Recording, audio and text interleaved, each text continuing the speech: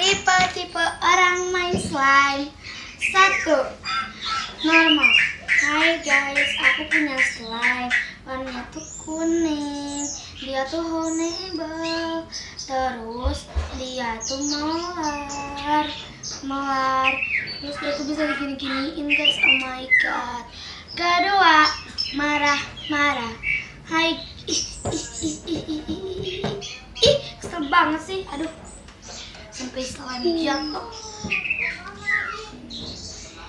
Kok teman aku musuhin, semua teman aku di sekolah musuhin terus aku terus aja musuhin terus sampai jatuh lagi. Mana kamu kesini? Mana ya? Oh ini nih guys. Ketiga, orang buta warna.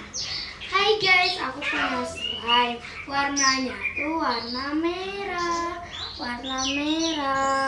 Tuh, terus dia tuh punya wadahnya tuh warna ungu guys. Bagus kan? Keempat, versi orang Thailand.